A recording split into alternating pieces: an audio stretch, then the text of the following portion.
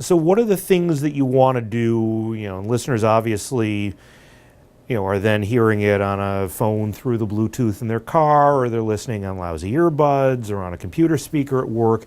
What are some of the things that you need to think about in order to try to take that probably suboptimal listening experience and make it as good as you can still make it for the end user? Well, what you need to do, basically you need to look at and see what kind of programming you're doing. I mean, if you're a talk station, you want to obviously maximize for the voice. A lot of talk stations, obviously you run syndicated programming, so that syndicated programming is compressed once, and now you're going to be putting it through that process again. When it comes to streaming audio, if you have multiple sources, if you have a lot of compressed sources, less is always more.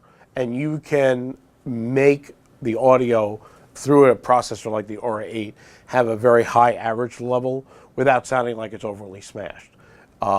It doesn't need to be earth-shatteringly loud like it is on the air. Again, you're dealing with a stream, you're not dealing with someone punching around. Most people who listen to a stream are there for the long term. It's not a cume thing, it's a time spent listening thing, because there's a lot more effort to go and find another stream and change it. So you're looking at people with TSL, you're looking for people sitting in the office and they can be listening to it for a few hours, or in the car on the way to work. So you want to make it so that the audio matches what the codec needs to do, and you also want to make it so that it's enjoyable over a long period of time, that the listener tunes in and stays in. So let's flip that around. What are some of the advantages? You're not dealing with the pre-emphasis that you've got to deal with on analog FM audio.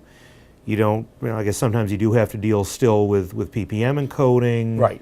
So what are some of the advantages of being able to process for a stream, aside from the loudness issue? Getting rid of the pre-emphasis is a big deal. That's also been a liberating factor in HD broadcasting as well. You're not dealing with the pre-emphasis payload and the audio clipper and trying to manage everything and keep it within the 75 kilohertz deviation that you're allowed. It allows you to be more expressive with the processing. You don't need to hit people over the head with it. It can be, in a lot of ways, you want the processing to be in the background on streaming. A lot of radio stations want people, you punch it in and it jumps out of the radio. With streaming processing, you can have this, very presentable, very easy to listen to sound that is not, just hitting you over the head with it. The processing can actually be secondary, and really should be in a lot of these cases where you're listening to the music, you're listening to the disc jockey or the presenter, and the fatiguing sound of the processing is not something that's part of that equation. What are some of the things that broadcasters need to think about in terms of source material that's going in to feed a processor for a stream? And I'm thinking here especially about cascading codecs.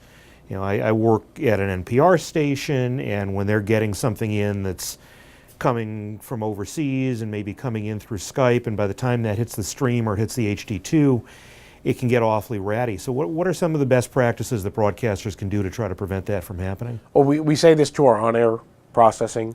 What's going to come out is only as good as what you're going to go put in.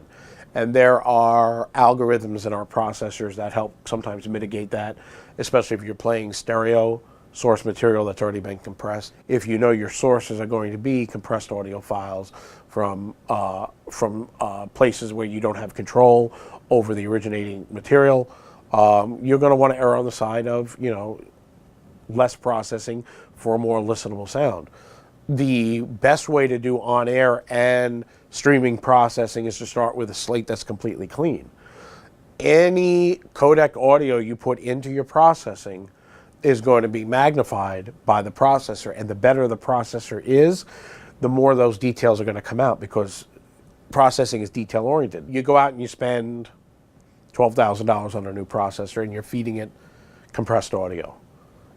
Really, what are you doing to yourself? I mean, you go end to end, making sure that every part of your air chain is good, you have the best processor, you have a clean STL, and you're giving it source material that's less than ideal. Again, I've never heard anyone say, I don't like your radio station, it's not loud enough.